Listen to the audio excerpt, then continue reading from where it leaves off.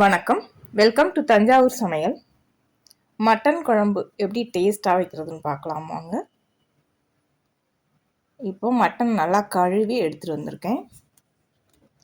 இதை வேக வச்சு எடுத்துக்கலாம். இதை வேக வைக்கிறதுக்கு இது கூட கொஞ்சம் கருவேப்பிலை, கொஞ்சம் மல்லி இலை, கொஞ்சம் புதினா இலை. புதினா இலை சேர்த்திங்கன்னா தான் அந்த மட்டன் கவுச்சி இல்லாமல் டேஸ்ட்டு நல்லாயிருக்கும். புதினா இலை நிறையா சேர்த்திங்கன்னா பிரியாணி டேஸ்ட்டுக்கு போயிடும். கொஞ்சமாக சேர்த்து வைக்கணும். காரத்துக்கு 8லேருந்து 10 பச்சை மிளகாய், ஒரு வெங்காயம், ஒரு தக்காளி சேர்த்து இது கூட 2 டீஸ்பூன் இஞ்சி பூண்டு விழுது, இதில் அரை டீஸ்பூன் உப்பு, 1/4 டீஸ்பூன் மஞ்சள் தூள், 1 கப் தண்ணி ஊற்றி இதை நல்லா கலந்து பார்த்தீங்கன்னா உங்களுக்கு கறியும் தண்ணியும் சமமாக வச்சிங்கன்னா போதும். தண்ணி அதிகமாக இருந்துச்சுன்னா வேகும்போது பொங்கி ஊற்றும். குக்கரில் அரை குக்கர் தான் இருக்கணும் நீங்கள் போடுற பொருள் எல்லாம். இதை விட இன்னும் அதிகமாக இருந்துச்சுனாலும் பொங்கி ஊற்றும். தண்ணி கொஞ்சமாக வச்சுருக்கேன், கறி நிறையா போட்டிருக்கனாலும் அப்பையும் பொங்கி ஊற்றும். அரை குக்கர் தான் வைக்கணும். நானே இப்போ கொஞ்சம் அதிகமாக தான் வச்சுருக்கேன். இதை விட இன்னும் குறைவாக வேணால் வச்சுக்கலாம், அதிகமாக வைக்கக்கூடாது. இப்போ இதில் 2 டீஸ்பூன் தேங்காய் எண்ணெய் சேர்த்துருக்கேன் பொங்கி ஊற்றாமல் இருக்கிறதுக்காக. குக்கரை மூடி 6லேருந்து 8 விசில் வர வரைக்கும் வேக வச்சு எடுத்துக்கலாம். ஃப்ரெஷ் மட்டன்னா 4லேருந்து 6 விசில் வச்சிங்கன்னா நல்லா வெந்துடும். இப்போ இது நல்லா வெந்துருச்சு. நம்ம கொத்து கொத்தாக போட்டதுனால இந்த காம்பெல்லாம் வெளியில் எடுத்து போட்டுடலாம், அதெல்லாம் தேவையில்லை. இப்போ இதில் கறியை வறுக்கிறதுக்கு தனியாக எடுத்துட்டு குழம்பு வைக்கிறதுக்கு தனியாக எடுத்துக்கலாம். கொஞ்சம் சதையாக இருக்கிறதெல்லாம் வறுக்கிறதுக்கு எடுத்துக்கலாம், எலும்பாக இருக்கிறத குழம்பு வைக்கலாம்.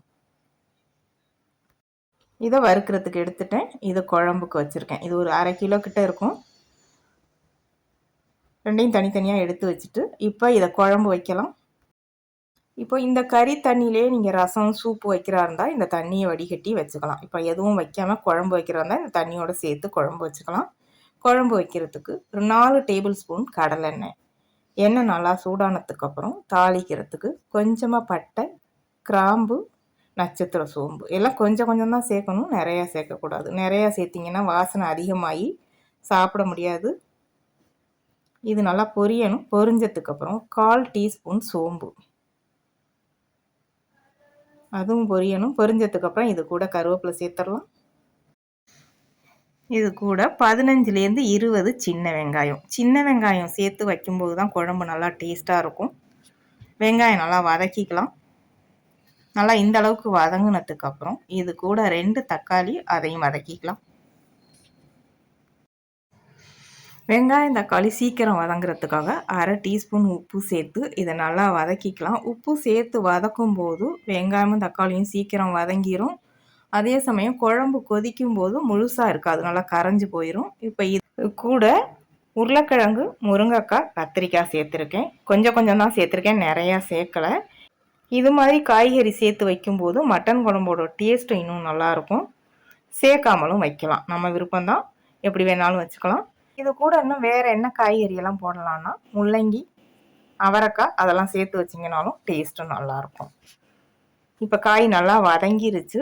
இது கூட அரை டீஸ்பூன் மஞ்சள் தூள், 1 டீஸ்பூன் மிளகாய்த்தூள், 4 டீஸ்பூன் மல்லித்தூள். 1 ஸ்பூனுக்கு 4 ஸ்பூன் மல்லித்தூள் சேர்த்திங்கன்னா டேஸ்ட்டு நல்லாயிருக்கும். இது நல்ல காரமான மிளகாத்தூள், அதனால் 4 ஸ்பூன் சேர்த்துருக்கேன். நீங்கள் கொஞ்சம் நார்மலாக இருக்குது, காரம் அதிகம் இருக்காது அப்படிங்கிறவங்க 1 ஸ்பூன் மிளகாய் தூளுக்கு 3 ஸ்பூன் மல்லித்தூள் சேர்த்திங்கன்னா மட்டன் குழம்புக்கு நல்லாயிருக்கும். மசாலாவை லைட்டாக வதக்கிட்டு இப்போ வேக வச்ச கறியை அதோடு சேர்த்து நல்லா கலந்துக்கலாம். கலந்து விட்டு நம்ம வெங்காயம் தக்காளி வதக்கையில் உப்பு சேர்த்துருக்கோம், மட்டன் வேக வைக்கும்போது கொஞ்சம் உப்பு சேர்த்துருக்கோம். இப்போ குழம்புக்கு தேவையான அளவு உப்பு சேர்த்துக்கலாம். நல்லா கலந்து விட்டு உப்பு காரம் சரியாக இருக்கான்னு செக் பண்ணிவிட்டு இதை மூடி வச்சு கொதிக்க வச்சுக்கலாம். அது கொதிக்கட்டும்.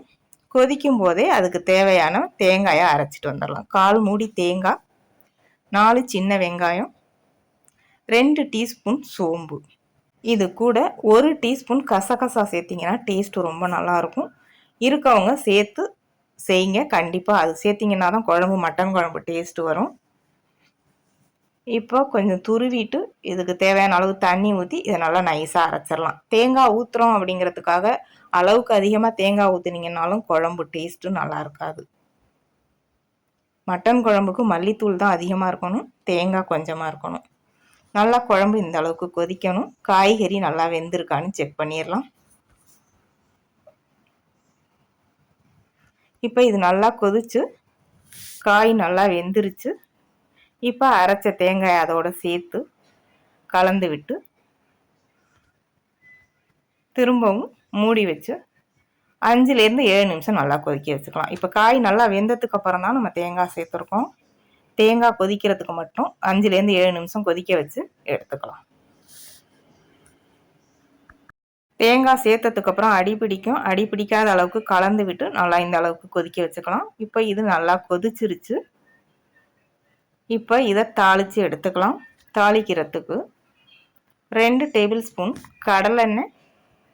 எண்ணெய் நல்லா சூடானதுக்கு அப்புறம் இதில் கொஞ்சமாக சோம்பு, கொஞ்சம் கல்பாசி. இப்போ தாளிக்கிறதுக்கு கசகசா இருந்துச்சுன்னா கொஞ்சம் சேர்த்து இதோட தாளிச்சிங்கன்னா இன்னும் நல்லா மணமாக இருக்கும். கொஞ்சம் சின்ன வெங்காயம் நல்லா வதங்கினதுக்கப்புறம் கருவேப்பிலை சேர்த்து இப்போ மல்லி இலை சேர்த்துடலாம். சேர்த்துட்டு தாளிச்சதையும் அதோட சேர்த்து நல்லா கலந்து விட்டு எடுத்திங்கன்னா சுவையான மட்டன் குழம்பு நம்ம ஊர் டேஸ்ட்டில் ரொம்ப நல்லாயிருக்கும். இந்த மாதிரி வச்சிங்கன்னா நீங்கள் கடையில் வாங்குகிற மசாலா சேர்த்து வச்சிங்கன்னா டேஸ்ட்டு மாறும். இது நான் வீட்டில் அரைச்ச மசாலா, மிளகாத்தூள், மல்லித்தூள் தனித்தனியாக அரைச்சது. அதில் எதுவுமே கலக்காமல் அரைச்சி வச்சிங்கன்னா தான் உங்களுக்கு இந்த ஒரிஜினல் டேஸ்ட்டு கிடைக்கும். இப்போ நான் ஸ்டவ் ஆஃப் பண்ணிட்டேன். குழம்பு இந்த அளவுக்கு தான், தண்ணியாக தான் நான் குழம்பு வச்சுருக்கேன். இந்த அளவுக்கு சூடாக இருக்கும்போது தண்ணியாக இருக்கு இல்லையா, ஆறுனதுக்கப்புறம் இன்னும் கொஞ்சம் கெட்டியாகும். அவ்வளவுதான் நம்ம சுவையான மட்டன் குழம்பு. சாதத்தோடு சாப்பிட்றதுக்கும், இட்லி தோசையோடு சாப்பிட்றதுக்கு எல்லாத்துக்குமே நல்லாயிருக்கும். செஞ்சு பாருங்கள். வீடியோ பிடிச்சிருந்தா வீடியோவை ஷேர் பண்ணுங்கள். தஞ்சாவூர் சமையலுக்கு சப்ஸ்கிரைப் பண்ணுங்கள். தேங்க்யூ.